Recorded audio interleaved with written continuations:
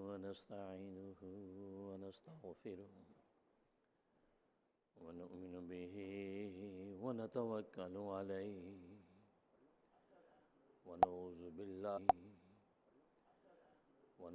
بالله من شرور أنفسنا ومن سيئات أعمالنا من يهده الله فلا مضل له ومن يضلله فلا هادي له ونشهد أن لا إله إلا الله وحده لا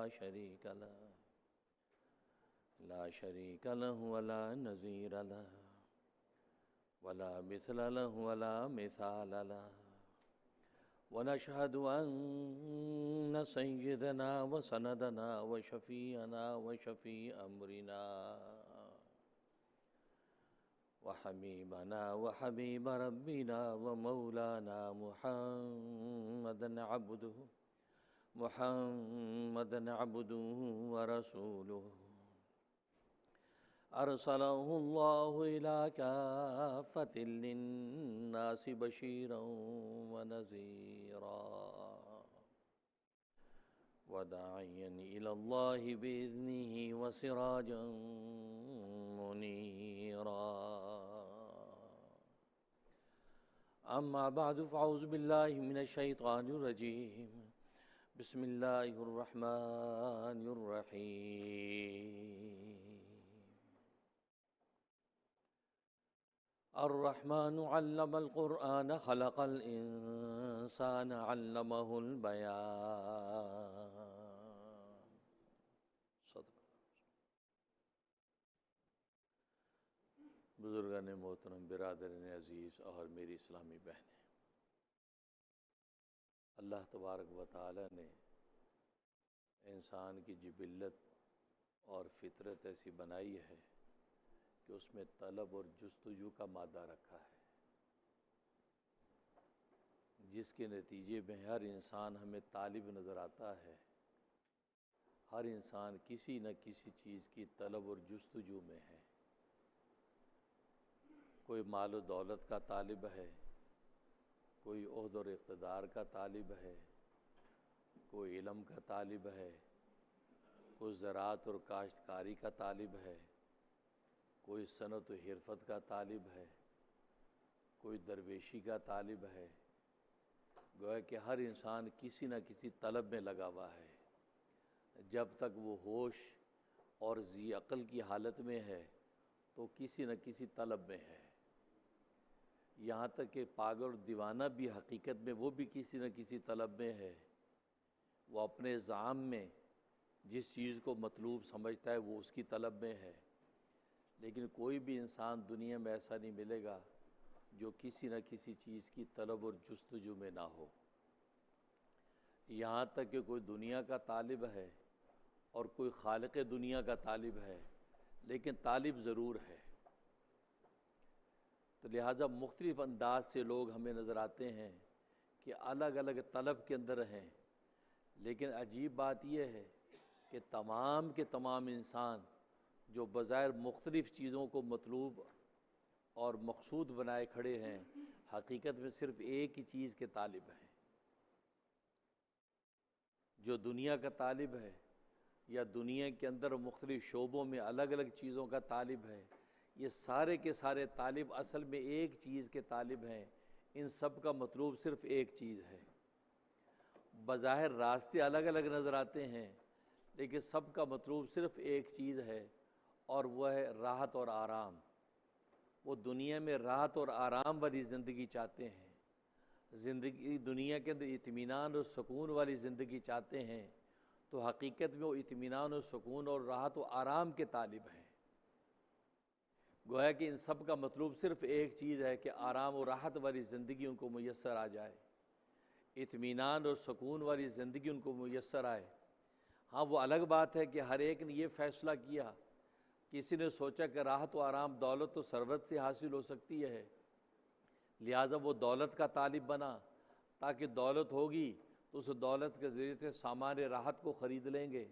جب سامان راحت ہمارے پاس ہوں گے تو راحت بھی مل جائے گی۔ انہوں نے اس راستے کو اختیار کر لیا۔ کسی نے سوچا کہ عہدہ اور اقتدار، بادشاہت اور حکومت یہ اصل ہے، جب بادشاہ اور حکومت ہمارے ہاتھ میں ہوگی ہم جتنے چاہے سامان راحت خریدیں، جیسے چاہے راحت کی چیزیں خریدیں، ہمیں اختیار کلی ہوگا، لہذا ہم راحت و آرام والی ٹھاٹھ والی زندگی من مانی کی گزاریں گے۔ کسی نے سوچا کہ علم کے طلب کے اندر جو سکون اطمینان ہے وہ کسی اور چیز میں نہیں ہے، وہ علم کا طالب بن کے بیٹھ گیا، وہ علم کے اندر روز بروز علم کی مختلف منازل کے اندر ترقی کرتا ہے، وہ یہ سمجھتا ہے کہ یہیں پر مجھے اطمینان اور راحت ملتی ہے۔ کسی نے زراعت اور کاشتکاری کو مطلوب سمجھا کہ زراعت اور کاشتکاری کریں گے، اپنا اگائیں گے، اپنا کھائیں گے، کسی کے محتاجی نہیں ہیں، نتیجہ یہ کہ آرام اور راحت کی زندگی گزرے گی، اس لیے کہ کھانا پینا ہی تو اصل ہے، پہننا اوڑھنا تو انسان کی ایک بظاہر ضرورت ہے سطر کی، لیکن حقیقت میں پیٹ میں 2 وقت کی روٹی ہوگی تو سکون اطمینان کی نیند بھی آئے گی۔ انہوں نے گویا کہ وہ زراعت اور کاشتکاری کے ذخیرے جمع کرنا شروع کر دیے۔ تو گویا کہ دنیا کے اندر جتنے بھی لوگ مختلف راستوں کے اندر دوڑتے نظر آتے ہیں، اصل میں ان سب کا مطلوب ایک ہی چیز ہے، اور وہ ہے راحت و آرام اور سکون اطمینان والی زندگی گزاریں۔ اس لیے مختلف در دوڑتے نظر آ رہے ہیں، اس لیے کہ اس کی مثال یوں سمجھیں کہ جیسے ایک مانگنے والا آپ کے دروازے پہ آ کے کہتا ہے کہ روٹی دے دو، دوسرا کوئی شخص آ کے مانگتا ہے کہ یار مجھے پکے ہوئے چاول دے دو، تیسرا آ کے کہتا ہے کہ مجھے نقدی پیسے دے دو، چوتھا کوئی اور چیز مانگتا ہے۔ تو گویا کہ یہ جتنے مانگنے والے سائل ہیں حقیقت میں ایک ہی چیز مانگ رہے ہیں۔ وہ کیا مانگ رہے ہیں؟ اپنی بھوک مٹانے کا سامان مانگ رہے ہیں، کہ کسی نے سمجھا کہ روٹی کھا لوں گا بھوک مٹ جائے گی، دوسرے اپنے ذوق کے مطابق سوچا کہ چاول مل جائیں گے بھوک مٹ جائے گی، تیسرے سوچا پیسے مل جائیں گے، پیسے سے آٹا بھی خریدوں گا، سالن روٹی کا انتظام بھی کروں گا، پیٹ بھر جائے گا، جھونپڑا بھی درست کر لوں گا۔ تو گویا کہ یہ سب مانگنے والے صرف ایک ہی چیز مانگ رہے ہیں، اور وہ کیا ہے؟ وہ پیٹ کی جہنم کو بجھانا چاہتے ہیں، بھوک مٹانا چاہتے ہیں، اس کے لیے وہ مختلف راستے اختیار کر رہے ہیں۔ تو بالکل اسی طریقے سے دنیا کے اندر جو مختلف طرف دوڑتے لوگ نظر آتے ہیں، کوئی سائنس اور ٹیکنالوجی کے نتیجے میں آسمانوں کی فضاؤں میں پرندوں کی طرح اڑتے ہیں، دریاؤں میں مچھلیوں کی طرح تیرتے ہیں، فضاؤں کے اندر مکھی اور مچھر کی طرح اڑتے نظر آتے ہیں، سب کا مقصود ایک ہی ہے، اور وہ کیا چاہتے ہیں؟ اطمینان اور سکون کی زندگی چاہتے ہیں، راحت اور آرام کی زندگی چاہتے ہیں، اس لیے یہ ساری بھاگ دوڑ کر رہے ہیں۔ لیکن سوال یہ پیدا ہوتا ہے، کیا ان تمام کے تمام راستوں سے اطمینان سکون مل جاتا ہے؟ کیا ایک زراعت کرنے والے کو وہ اطمینان سکون جو اس کو مطلوب تھا مل گیا؟ ایک تاجر کو تجارت کرنے سے وہ اطمینان سکون مل گیا؟ ایک کاشتکار کو کاشتکاری کرنے سے وہ راحت و آرام مل گیا؟ جواب یہ ہے کہ حقیقت میں کسی کو بھی راحت و آرام نہیں ملا، اس لیے کہ انہوں نے جو فیصلہ کیا تھا اپنی ناقص عقل کے مطابق فیصلہ کیا تھا کہ راحت و آرام یہاں سے ملے گا، دوسرے سوچا راحت و آرام یہاں سے ملے گا، تیسرے سوچا راحت و آرام یہاں سے ملے گا۔ لیکن آپ دیکھتے ہیں کہ ایک شخص جو بلینئر ٹریلینئر ہو جاتا ہے، اس کے باوجود بھی دولت کماتا رہتا ہے، تو کیا مطلب وہ بلینئر یا ٹریلینئر ہونے کے بعد بھی اس کو راحت و آرام نہیں ملا؟ اب یہ دولت کیوں کماتا ہے؟ اب یہ دولت کمانے کی ساری تگ و دو کیوں کرتا ہے؟ ایک آدمی کو عہدہ اقتدار مل گیا، اس سے اوپر کے اوپر عہدہ اقتدار کو حاصل کرنے کی آخر کوشش کیوں کرتا ہے؟ کیا بات اس کو اطمینان سکون نہیں ملا؟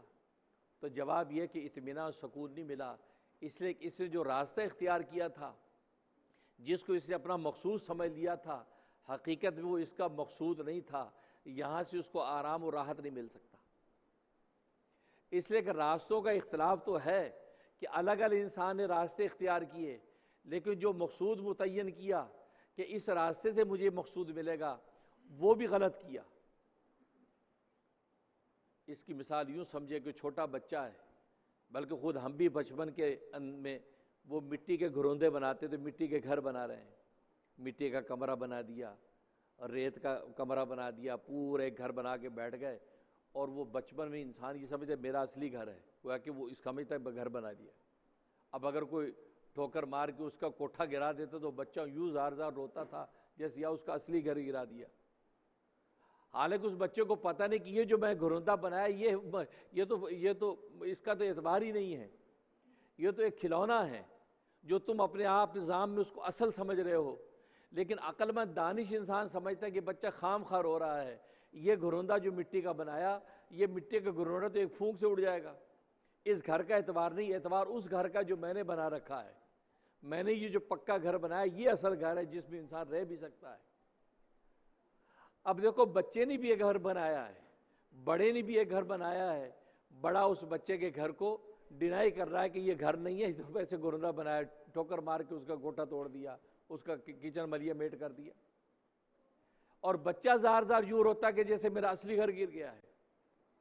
یا آج آپ جیسے دیکھتے ہیں کہ آج جو ہے ٹائزر اس کے اندر آپ جانتے پورا پورا گھر مل رہا ہے، کچن مل رہا ہے، ہر چیز مل رہی ہے، کھانے پینے کے سارے سامان مل رہے ہیں، اور بچہ یا بچی اس کے مطابق سارا، اور وہ اس کو اپنا اصلی گھر سمجھتا ہو، اصلی گھر کا کھانا بنا رہا ہے۔ اگر اس کو ٹھیس پہنچے تو اس کو تکلیف ہوتی ہے، لیکن اس کا فیصلہ غلط ہے، وہ اپنی بچپن کی نادانی کی وجہ سے غلط چیز کو اپنا گھر سمجھ بیٹھا، وہ گھر نہیں، وہ تو کھلونا ہے۔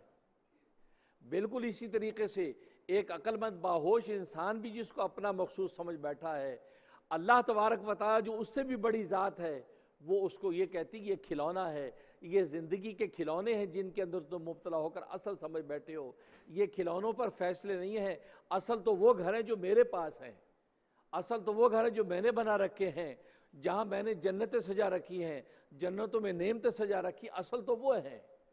یہ جو دنیا کے اندر جو تم نے گھر بنا لیے ہیں، دنیا کے جو تم نے سامان راہ جمع کیے ہیں، یہ تو کھلونے ہیں، یہ عارضی وقت کے لیے ہیں۔ جب آنکھ بند ہوگی اور حقیقت جب تم پر کھلے گی تم سمجھو کہ واقعی یہ تو کھلونے تھے، میں خام خواہ ان کے پیچھے ریجھ رہا تھا، خام خواہ ان پہ فریفتہ ہو رہا تھا، اصل گھر تو جنت کا گھر تھا، اصل گھر تھا وہ تھا جو ربا نے بنا کے رکھا ہے۔ ابا نے جو گھر بنا کے دیا اصل وہ گھر نہیں ہے، وہ بظاہر اینٹ پتھر کے گھر نظر آتے ہیں، اصل گھر وہ جو ربا نے بنایا تھا۔ جب آنکھ بند ہوگی تو وہ پتہ چلے گا حقائق تو کچھ اور تھے، میں کسی اور کو اپنا گھر سمجھ بیٹھا۔ یہ تو دنیا ایک راستہ تھا، اس راستے پہ چل کے مجھے اصل گھر پہنچنا تھا، میں اس دنیا کو اپنا اصل سمجھ کر اس پر فریفتہ ہو گیا، اور خالق دنیا جو دنیا کا بنانے والا تھا اس سے غافل ہو گیا۔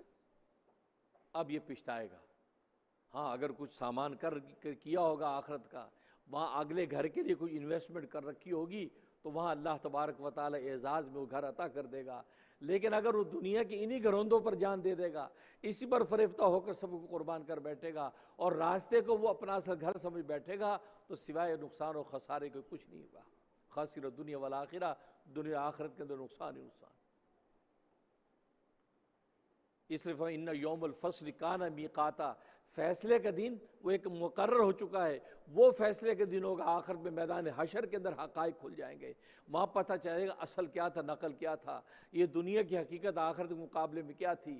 ہم مٹی کے گھروندوں کو اپنا اصل گھر سمجھ بیٹھے تھے، یہ مٹی کی دنیا کو اپنا اصل سمجھ بیٹھے تھے، فضاؤں میں اڑنا، سمندروں میں تیرنا اپنی اصل اور کامیابی میراث سمجھ بیٹھے تھے، حالانکہ یہ سارے کے سارے راستے تھے، یہ چلنے کے راستے تھے، منزل کچھ اور تھی۔ منزل کیا تھی؟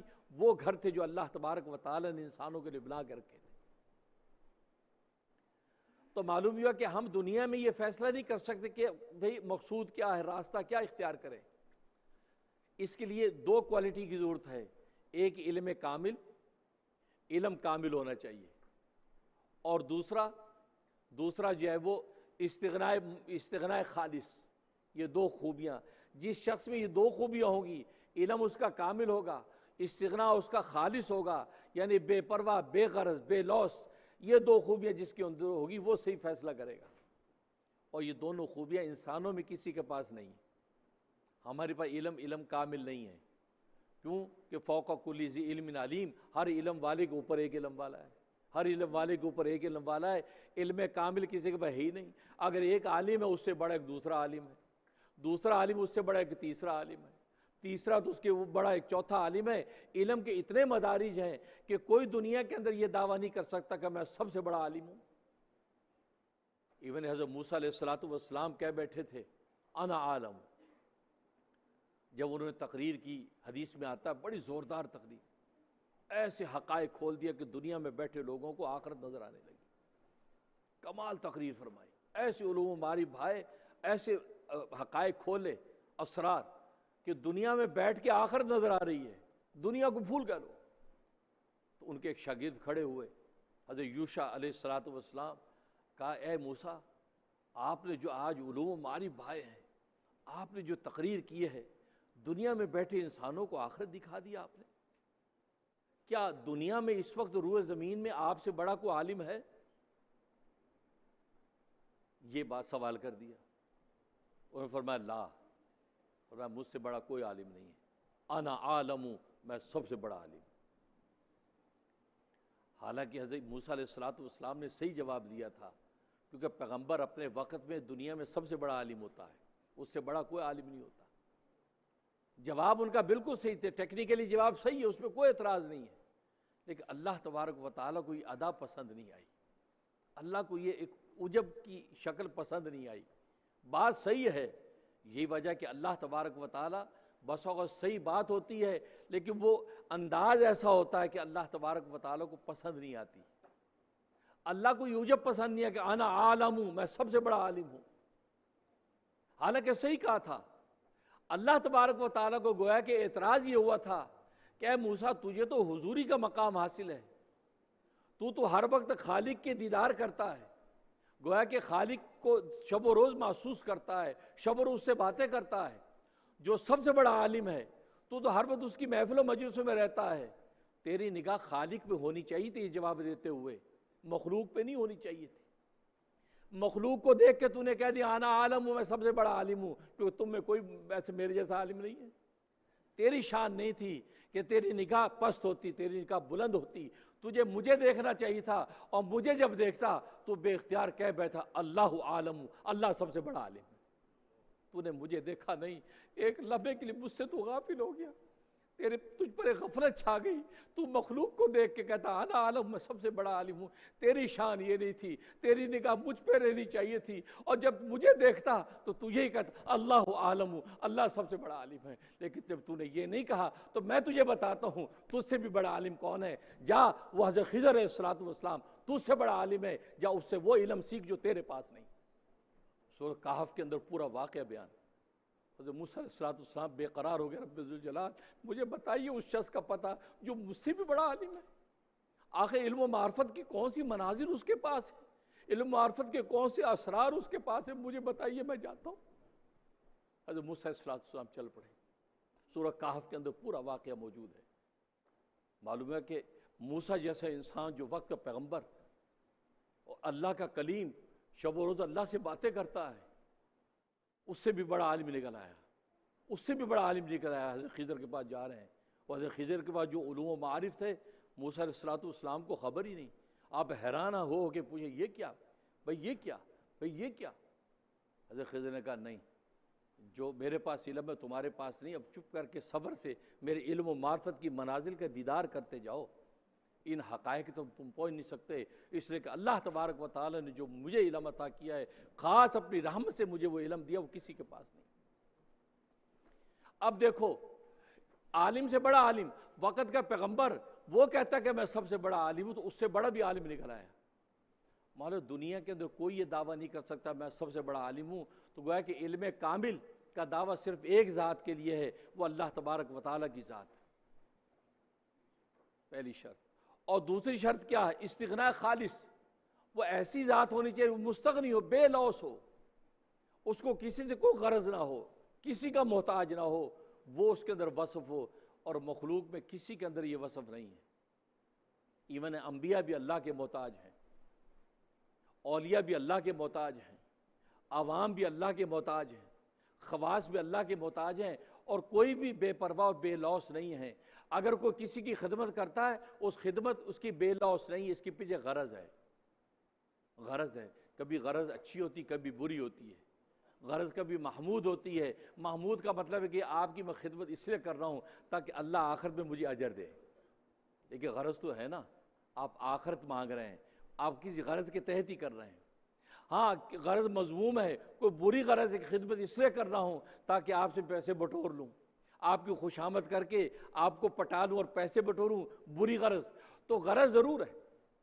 ایون ماں باپ بھی جو اولاد کی خدمت کرتے ہیں، ایک بچہ روتا ہے، ماں کا بچہ روتا ہے، ماں تڑپ جاتی ہے، ارے ارے کیا ہوا کیا ہوا، تڑپ گئی. وہ ماں سمجھتی کہ میں بلا غرض کے تڑپ رہی ہوں، اس لیے مجھے اس سے کوئی غرض نہیں، میرا بچہ میں پال رہی ہوں. نہیں، ماں کی تڑپ بھی غرض کے تحت ہے. کیوں؟ اس لیے کہ اگر وہی بچہ رویا اور ماں چیخی، ارے ارے یہ کیوں رو رہا ہے، ارے دیکھو دیکھو زید رو رہا ہے، تو خالہ کی آواز آئے، کہا کہ کوئی نہیں بہن میرے پاس ہے، تو ماں کو سکون ہو جائے گا کہ نہیں؟ اور رو پھر بھی رہا ہے، اب تڑپ نہیں رہی. کیوں تڑپ نہیں رہی؟ رو تو رہا ہے. وہ یہ سمجھ رہی ہے کہ بس وہ محفوظ ہاتھوں میں، خالہ کے پاس ہے، ڈائپر بدل رہی ہوگی خالہ، ہو سکے خالہ اس کو نہلا رہی ہو، اس کو پتہ ہے کیا کر رہی ہے. اب رونے کے باوجود بھی اس کو کوئی تکلیف نہیں ہو رہی. کیا وجہ ہے؟ کیونکہ اصل میں یہ جو اندر اس کے تکلیف اٹھی تھی اس کے رونے پہ، یہ جو تڑپی تھی اپنی اندر کی تکلیف دور کرنے کے لیے تڑپی تھی، اس بچے کے رونے پر نہیں تڑپی تھی. اپنے نفس کو راحت دینے کے لیے تڑپی ہے کہ اب جب اس نفس کو راحت ہوگی کہ محفوظ ہاتھوں میں ہیں، اب باوجود رونے کے یہ اپنی جگہ سے ہلی نہیں رہی. کہا کہ ہاں خالہ کے پاس ہے. معلوم ہے کہ ماں باپ بھی جو تڑپتے ہیں یہ بھی ایک غرض ان کے پاس موجود ہے. اس اپنے دل کی تسکین، اطمینان جیسے ان کو ہو جاتا ہے تو بچے کی تڑپ پر تڑپتے نہیں ہیں. تو معلوم ہے دنیا میں کوئی رشتہ بے غرض نہیں سوائے ایک ذات کے، وہ اللہ تبارک و تعالیٰ کی ذات ہے، اس کا رشتہ بے غرض ہے. اس کی عبادت کرو، اس کی بادشاہت میں کوئی اضافہ نہیں. اس کی نافرمانی کرو، اس کی بادشاہت میں کوئی کمی نہیں. اس کے راستے میں کوئی دے دو تو اس کے خزانوں میں کوئی اضافہ نہیں. اس کے راستے میں کچھ نہ دو، اس کے خزانوں میں کوئی کمی نہیں ہے. وہ اتنا بے غرض، اللہ الصمد، اتنا بے نیاز ہے کہ آپ کی بے نیازی سے بھی بے نیاز ہے. آپ اللہ سے بے نیاز ہو جائیں، نہیں میں نہیں جانتا اللہ کو، اللہ کہے میں اس سے بھی بے نیاز ہوں، مجھے تیری بے نیازی کی بھی پرواہ نہیں ہے. اتنی دنیا جو اللہ کو مانتی نہیں ہے، جو اللہ کے وجود کے قائل ہی نہ، اس کی ذات کے قائل نہ صفات کے قائل، تو اللہ کو ان کی کوئی پرواہ نہیں. جو مجھے نہیں مانتے نہ مانے، ان کے نہ ماننے سے میری بادشاہت و قدرت میں کوئی کمی نہیں آ گئی. لیکن اس کی عظمت کا عالم یہ کہ ان دہریوں کمیونسٹوں کو بھی کھلا رہا ہے، ان دہریوں خدا کے وجود انکار کرنے والوں کو بھی کھلا رہا ہے. تو دیکھو ایسی بے غرض ذات. تو دو وصف چاہیے اس فیصلے کرنے کے لیے، ایک علم کامل چاہیے، دوسرا استغناء خالص چاہیے، اور دونوں کے دونوں وصف صرف اللہ تبارک و تعالیٰ کے پاس. اور اللہ اب اس بات کا فیصلہ کر رہے ہیں. اللہ اس بات کا فیصلہ کر رہے ہیں کہ مقصود کیا بنانا چاہیے، تمہارا مطلوب کیا ہونا چاہیے، اور راستہ تم کون سا اختیار کرو. بس یہ تم اختیار کر لو کہ تو منزل تمہارے سامنے کھڑی. چاہے سورۃ النحل کی آیت نمبر 97، سورۃ النحل کی آیت نمبر 97 میں اللہ یہ فیصلہ کر رہا ہے، من عمل صالحا من ذکر او انثی، جس نے نیک عمل کیا، جس نے نیکی کی، جس نے اللہ کو راضی کرنے کا کوئی عمل کیا، من ذکر او انثی، بھلے وہ مرد ہو بھلے وہ عورت ہو، سب برابر ہے. یہ لوگ کہتے ہیں کہ عورت کمتر ہوگی، مرد بلند ہو گیا، اسلام نے عورت کو کمتر کیا. یہ فضول بات ہے. کمتر نہیں کیا، عورت مرد کے برابر، بالکل ہر چیز میں برابر. یہ ذمہ داریوں میں فرق ہے. مرد کو باہر کی ذمہ داری دے دی، عورت کو گھر کی ذمہ داری دے دی. رسپانسبلٹی میں صرف فرق ہے، ورنہ درجے کے اعتبار سے دونوں برابر ہیں. اس آیت میں بھی اللہ یہ کہہ رہے ہیں، من ذکر و انثی، نیک عمل مرد کرے، نیک عمل عورت کرے، وہ مومن، لیکن مومن ہونی چاہیے، ایمان کامل ہونا چاہیے. ایمان کے ساتھ جب نیک عمل کرے گا تو یہ نیک عمل اللہ تبارک و تعالیٰ کے معتبر ہوگا. بغیر ایمان کے اگر نیک عمل کرے گا تو اللہ اگر چاہیں تو دنیا میں اس کا بدلہ دے دیں، لیکن آخرت میں اس کے لیے کچھ نہیں، کیونکہ خود فیصلہ کر دیا لا خلاق فی الآخرہ، آخرت میں ان کے لیے کوئی حصہ نہیں ہے. اب دیکھو مرد ہو یا عورت ہو نیک عمل کرے، لیکن نیک عمل نہیں رہا اکیلا بغیر ایمان کے نہیں، ایمان کے ساتھ گویا کہ مومن بھی ہو، تو ہم اس کو کیا دیں گے. اب آگے اللہ تبارک و تعالی اس مقصود کو ذکر کرے جو تمہیں ملے گا. راستہ بتا دیا، راستے دو ہیں، ایک عقائد صحیحہ، تمہارے عقائد درست ہونے چاہیے، ایمان کامل، آمنت باللہ و ملائکتہ و کتبہ و رسلہ والیوم الآخر والبعث بعد الموت. یہ ایمان تمہارا بالکل صحیح ہونا چاہیے، اور اس کے بعد پھر عمل صالح ہونا چاہیے. تو یہ گویا کہ تمہیں راستہ بتا دیا، ایمان کے ساتھ عمل صالح کے راستے پہ چلو. بس اب تمہیں ملے گا کیا؟ فَلَنُحْيِيَنَّهُ حَيَاتًا طَيِّبَةً، تمہیں ضرور بضرور ہم حیات طیبہ عطا فرما دیں گے، دنیا میں پاکیزہ اور عمدہ زندگی عطا فرما دیں گے. اور زندگی کی عمدگی کی ساری محنت ہے. آج کو پڑھنے لکھنے بیٹھتا ہے, کیا کاشتکاری کرتا ہے, ہنر سیکھتا ہے, وہ کہتا ہے زندگی یا لائف کو بیٹر کرنا یار, سکسیس یار حاصل کرنا, کامیاب زندگی کرنی ہے, اس میں لگتا ہے. تو اللہ کہے آپ یہ دو کام کریں, فَلَنُحْيِيَنَّهُمْ.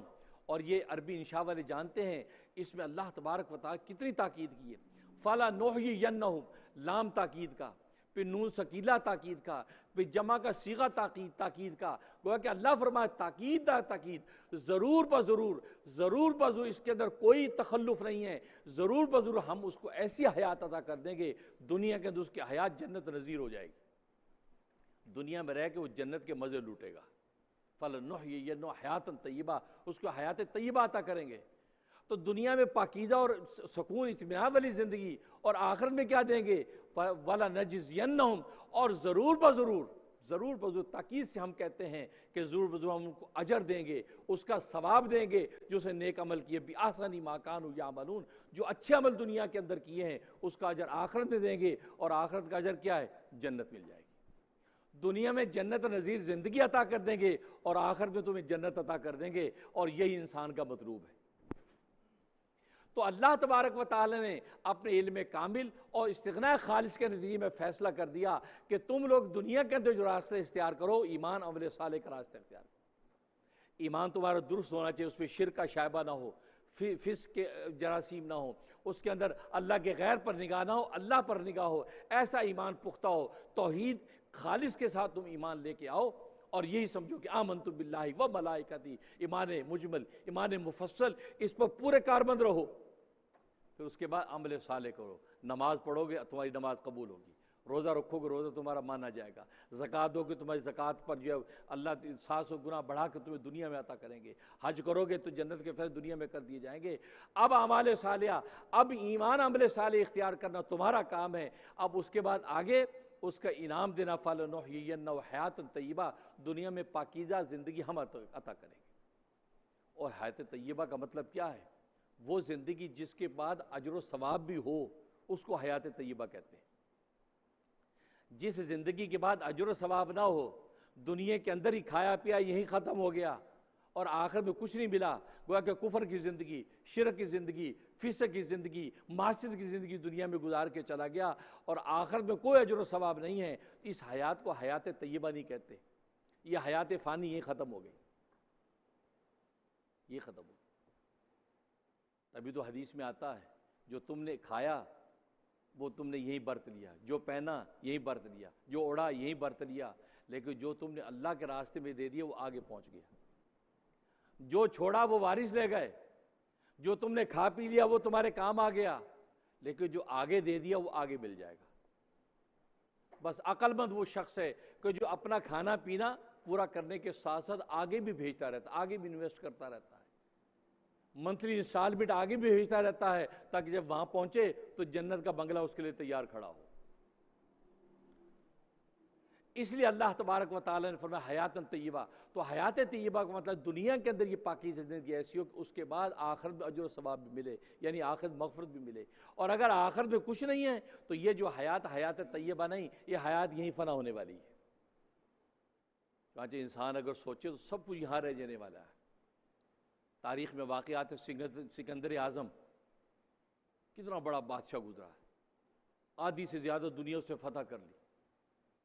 تو جب مرنے لگا تو کیا کہا جب میں مر جاؤں تو میرے ہاتھ کفن سے باہر یوں نکال دینا. کہا جی کیوں, اس میں کیا لاجک ہے؟ کہتے اس لیے کہ یہ ہاتھ جب باہر نکالو گے تو میں زبان حال سے لوگوں کو یہ نصیحت کرنا چاہتا ہوں کہ وہ سکندر اعظم جسے پوری دنیا کو فتح کیا ہے, آج دنیا سے خالی ہاتھ جا رہا ہے. سارا کا سارا یہیں رہ گیا, کچھ چیز ساتھ جانے والے نہیں. آپ کا کھانا پینا, پہننا اوڑھنا, دولت سب یہیں رہ گئی. اور تبھی تو مرنے والا جب مر جاتا ہے, اب سب لوگ روتے دھوتے ہیں. اللہ اکبر. حدیث میں آتا ہے, نبی کریم صلی اللہ علیہ وسلم فرماتے ہیں کہ لوگ کیا پوچھتے ہیں, لوگ کہتے ہیں بھی کوئی چھوڑ کے مرا ہے, یتیم بچے رو رہے, بیوہ رو رہی ہے, کوئی کیا چھوڑ کے مرا ہے؟ وہ یہ سوال کرتے ہیں. پیچھے کیا چھوڑا ہے؟ لوگ کہتے ہیں 2 دکانیں چھوڑی ہیں, کچھ نقدی $1 ملین نقدی چھوڑا ہے, اور جب 1 آدھ مکان چھوڑا ہے. تو لوگ اچھا ماشاء کوئی نہیں انشاءاللہ شکر ہے, فکر نہیں کرو بچوں، باپ تمہارا کچھ چھوڑ کے گیا ہے۔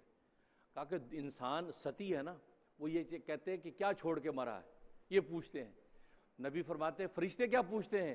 فرشتے آگے پوچھتے ہیں آگے اس نے کیا بھیجا ہے، اس نے آگے کیا بھیجا ہے۔ دیکھو دونوں کے سوال کتنے مختلف ہیں۔ انسان کہتے ہیں کیا چھوڑ کے مرا ہے، فرشتے کہتے ہیں آگے کیا بھیجا ہے، کیوں فرشتوں کو پتہ ہے کہ پیچھے چھوڑے والے کا کیا اعتبار، آگے کیا بھیجا ہے، کیا کوئی مسجد بنوائی اس نے، کیا کوئی مدرسہ بنوایا اس نے، کیا قرآن چھاپ کے غریبوں میں بانٹے اس نے، کیا کھانا وانا غریبوں کو کھلایا، کوئی یتیم خانہ کھولا، کوئی اللہ کے راستے میں دیا۔ تو گویا کہ وہ پوچھتے آگے کیا بھیجا ہے، کیونکہ ان کو پتہ یہ تو مر کے اگلی منزل پہ جا رہا ہے، وہاں تو پوچھ اس کی ہونی ہے، اس کی تو نہیں ہونی۔ اس لیے فرمایا کہ دیکھو کتنا مختلف، کیونکہ ملائکہ کے سامنے تو عالم غیب نظر آتا ہے، اصل وہ جو آگے بھیجا ہے۔ حضرت داؤد طائی رحمۃ اللہ علیہ کے بارے میں آتا ہے، اللہ والے ہیں، 30 سال تک انہوں نے روٹی کے ٹکڑے پانی کے اندر بھگو کے اور اکٹھے یوں پانی پیا، اور اس کے بعد قرآن کی تلاوت 30 سال۔ ایک دن کسی نے کہا کہ حضرت آپ جو ہے یہ سالن کے ساتھ روٹی باقاعدہ کھایا کریں، اللہ کی نعمتیں ہیں، اللہ کی نعمتیں ہیں، کھایا کریں، آپ یہ ایسے پانی کی روٹی میں بھگو کے سیدھا پی جاتے ہیں، یہ کیوں کرتے ہیں؟ کہا کہ ایک مرتبہ میں نے ایسا کیا تھا، میں نے سالن کے ساتھ روٹی بیٹھ کے کھائی تو میرا اتنا ٹائم ویسٹ ہوا کہ اتنے ٹائم میں 70 قرآن کی آیتیں تلاوت کر سکتا تھا۔ اس کے بعد سے میں بس پانی کے اندر روٹی بھگو دیتا ہوں اور گڑ گڑ پی جاتا ہوں، روٹی پانی پیٹ میں گیا، اپنی کیلوریز وائٹامنز پورے ہوئے باڈی کے، اور جناب اپنا قرآن کی تلاوت میں لگ جاتا ہوں، کیونکہ ان کی نظر وہاں ہے۔ ایک مرتبہ گھر والوں نے کہا کہ حضرت آپ ساری زندگی ایسے گزر گئے ہیں، جا رہے ہیں، تو انہوں نے روسٹڈ مرغا تیار کر کے پیش کر دیا کہ حضرت آج تو یہ کھائیے، ہماری خواہش ہے۔ حضرت دیکھا، فرمایا کہ تم کیا چاہتی ہو، اس کا اعزاز ہو یا اس کی تذلیل ہو؟ کہا نہیں، اعزاز کے طور پہ پیش کر رہی ہوں، آپ کھائیں، اس کو اعزاز ملے کہ ایک اللہ والے نے کھایا۔ فرمایا کہ دیکھو اگر میں کھا لوں گا تو میرے پیٹ میں جا کے فضلہ بن جائے گا، فضلہ بن جائے گا، لیکن پڑوس کے اندر یتیم بچے بھوکے ہیں، ان کو اگر دے دے گی تو اللہ کے عرش کے پاس پہنچ جائے گا۔ اعزاز وہ ہے، اعزاز یہ نہیں ہے میں نے کھایا تو فضلہ بنا، لیکن اگر وہ یتیم بچے کھا لیں گے تو آخرت کے اندر وہ کیا عرش الہی پر پہنچے گا۔ کہتے ہیں کہ جب ان کا انتقال ہوا ہے تو دوڑے جا رہے ہیں، دوسرے اللہ والے نے پوچھا کہ آپ کیوں دوڑ رہے ہیں؟ کہا کہ آج دنیا کے جیل خانے سے جان چھوٹی ہے، آج دنیا کے جیل خانے سے آزاد ہوا ہوں، اللہ تبارک و تعالی جنتوں کے دروازے کھول رکھے ہیں۔ تو دیکھو فرشتے پوچھتے آگے کیا بھیجا ہے، دنیا والے پوچھتے پیچھے کیا چھوڑا ہے۔ بس یہی ہے وہ زندگی کہ نگاہ آگے بھی رکھو، پیچھے بھی رکھو، بچوں کو بھی کھلاؤ، ان کو بھی پلاؤ، کاروبار بھی کرو، تجارت بھی کرو، لیکن ایمان عمل صالح ہاتھ سے نہ چھوٹے، کیونکہ اصل وہی ہے، وہ نہ چھوٹے۔ اگر یہ چھوٹا تو پھر کچھ بھی نہیں رہا، پھر آپ کا ساری محنت، آپ کی ساری کاروبار تیار یہیں کی دھری کی دھری رہ جائے گی۔ ہاں نماز بھی پڑھو اور اپنا دکان بھی کھولو، ذکر بھی کرو، اپنی ملازمت بھی جاؤ، ایمان عمل صالح، اور آگے بھی نگاہ رکھو کہ آگے کے لیے بھی بھیجتے رہو، یہ نہ ہو کہ کل وہاں پہنچے تو وہاں بینک اکاؤنٹ کے اندر کچھ بھی نہ ہو۔ بس یہ اللہ تبارک و تعالیٰ فرمانا چاہتے ہیں کہ من عمل صالح من ذکر او انثی، کہ مرد عورت میں کسی نے بھی نیک عمل کیا، وہ مومن، اور وہ مومن ہو، اس کے عقائد شرکیہ نہ ہو، کفریہ نہ ہو، مومن کامل ہو توحید خالص کے ساتھ، فَلَنُحْيِيَنَّهُ حَيَاةً طَيِّبَةً، دنیا کے اندر اس کا حیات طیبہ، شاندار زندگی، مزے والی زندگی اس کو عطا کریں، مزیدار زندگی، مزے والی زندگی دنیا میں عطا کریں گے۔ وَلَنُحْيِيَنَّهُ وَلَنَجْزِيَنَّهُمْ، اور اس کو اجر دیں گے، اجرہم بِأَحْسَنِ مَا كَانُوا يَعْمَلُونَ، جو اسے نیک عمل کیا اس کا اجر اس کو آخرت میں عطا کر دیں گے۔ یہ اللہ نے فیصلہ کر دیا ہے، یہ وہ راستہ ہے اور یہ وہ منزل ہے جس کو ہمیں حاصل کرنی ہے۔ کہ منزل کیا ہے؟ کہ حیات طیبہ اور آخرت کی جنت، گویا کہ حیات طیبہ اور مغفرت آخرت یہ ہمیں نصیب ہو جائے، یہ ہماری منزل ہونی چاہیے۔ اور راستہ ایمان عمل صالح کا، ایمان عمل کے صالح کے ساتھ ساتھ آپ تجارت بھی کریں، زراعت بھی کریں، صنعت بھی کریں، کاروبار بھی کریں، ملازمت بھی کریں، علم بھی حاصل کریں، یونیورسٹی میں ڈگریاں بھی بنیں، ڈاکٹر بھی بنیں، یہ سب کرتے رہیں، ایمان عمل صالح ہاتھ سے نہ چھوٹے، بس انشاءاللہ منزل آخر میں جنت ہوگی اور دنیا میں مزے والی زندگی اللہ عطا فرما دے گی۔ اللہ سے دعا ہے کہ اللہ تبارک و تعالی عمل کرنے کی توفیق عطا فرمائے۔ وآخر دعوانا الحمدللہ رب العالمین۔ آج کا خطبہ سپانسر کیا ہے